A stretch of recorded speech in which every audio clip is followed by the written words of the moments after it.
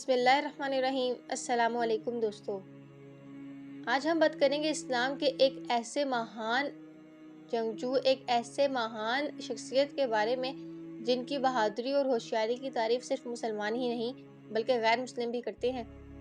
اس عظیم جنگجو کی پیدائش 592 عیسوی میں مکہ میں ہوئی تھی۔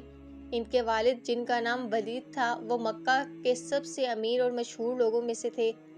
دوستو، جس وقت اسلام کے پیغمبر یعنی حضرت محمد صلی اللہ علیہ وآلہ وسلم نے اپنے نبی ہونے کا اعلان فرمایا اور لوگوں کو اسلام کی طرف بلانا شروع کیا، اس وقت خالد بن ولید کی گنتی ان لوگوں میں ہوتی تھی جو لوگ اسلام کے سب سے زیادہ مخالف تھے۔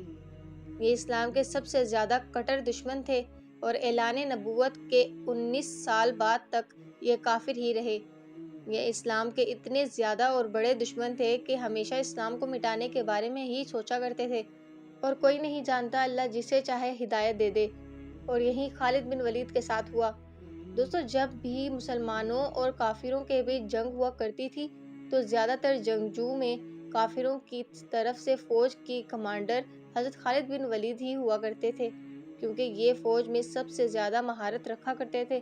یقینی طور پر آپ نے وہ واقعہ تو ضرور سنا ہوگا کہ جب جنگ احد کے موقع پر حضور اکرم صلی اللہ علیہ وآلہ وسلم نے مسلمانوں کی فوج میں سے کچھ صحابہ کرام کو ایک پہاڑی کے راستے پر یہ کہہ کر کھڑا کر دیا کہ چاہے مسلمان فوج جیتے یا ہارے، لیکن تم لوگوں کو اس پہاڑی کے راستے سے نہیں ہٹنا ہے، کیونکہ وجہ یہ تھی کہ وہ پہاڑی ایسی جگہ پر تھی، لہٰذا حضور اکرم صلی اللہ علیہ وآلہ وسلم نے اسی وجہ سے اس پہاڑی پر چند صحابہ کو کھڑا کر دیا تھا تاکہ کافر ادھر سے کسی بھی حال میں حملہ نہ کر سکیں۔ بہت خطرناک جنگ ہوئی۔ مسلمانوں نے گنتی میں کم ہونے کے باوجود بھی مکہ کے کافروں کو دھول چٹا دی، لیکن یقیناً خدا تعالیٰ کو کچھ اور ہی منظور تھا۔ جن چند لوگوں کو اسلام کے پیغمبر یعنی حضور اکرم صلی اللہ علیہ وآلہ وسلم نے پہاڑی کے راستے پر کھڑا کیا تھا، ان لوگوں نے جب دیکھا کہ مسلمان جنگ جیت گئے ہیں اور کافروں کے مال کو لوٹنے لگے ہیں تو ان لوگوں میں سے زیادہ تر لوگوں نے بھی اپنی جگہ چھوڑ دی اور میدان میں آ کر خوشی منانے لگے۔ اس کا نتیجہ یہ ہوا کہ خالد بن ولید جو اس وقت کافروں کی فوج میں شامل تھے اور اس وقت کافر ہوا کرتے تھے اور جنگ میں بہت زیادہ مہارت رکھا کرتے تھے، انہوں نے اپنے چند لوگوں کے ساتھ پیچھے سے مڑ کر اس پہاڑی والے راستے سے مسلمانوں پر دوبارہ حملہ کیا۔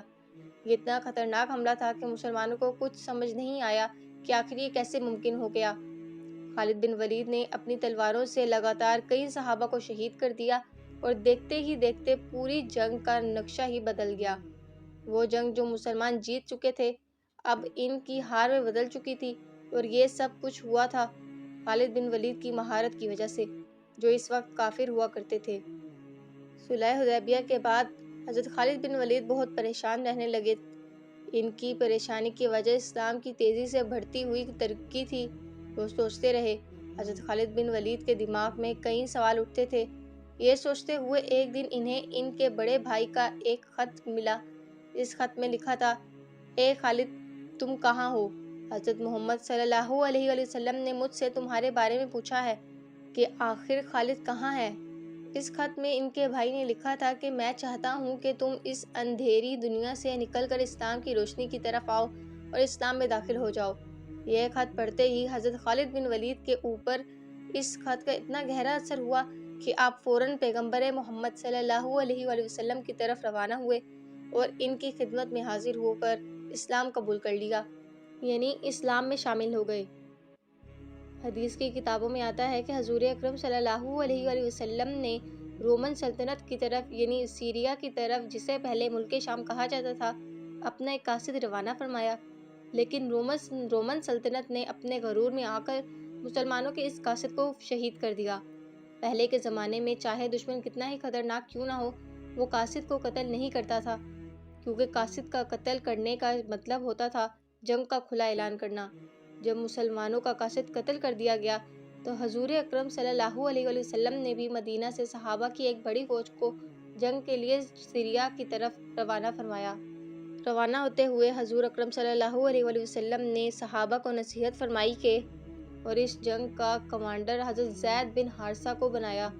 زید شہید ہو جائیں تو اس کے بعد اپنی فوج کا کمانڈر جعفر کو بنا دیا اور اگر ظفر بھی شہید ہو جائے تو اسے اپنی فوج کا کمانڈر عبداللہ بن رواحہ کو بنا دینا، اور اگر وہ بھی شہید کر دیے جائیں تو اس کے بعد جس پر تم لوگ راضی ہو جاؤ اسی کو اپنا کمانڈر بنا لینا۔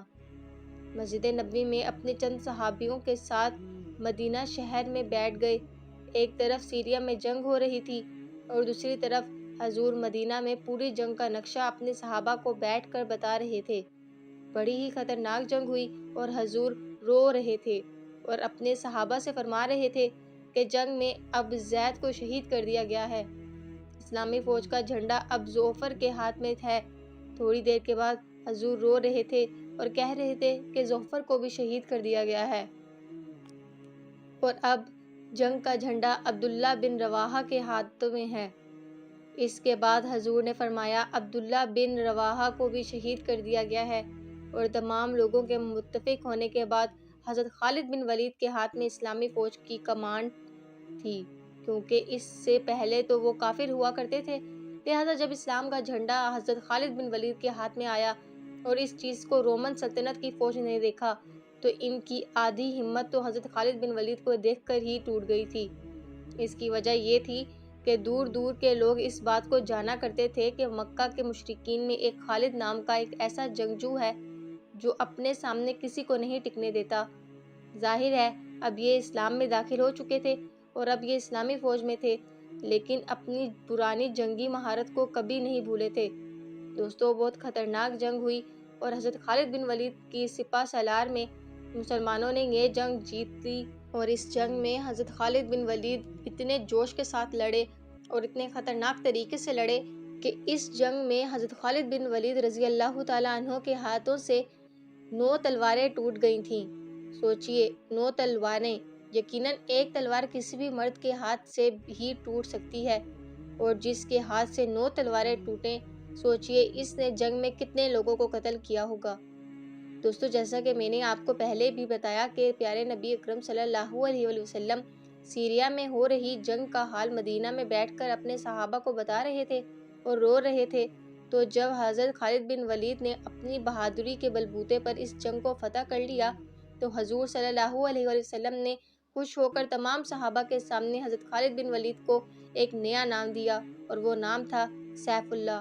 اور حضور نے فرمایا کہ اب مسلمانوں کی فوج کا سپہ سالار سیف اللہ کے ہاتھ میں ہے۔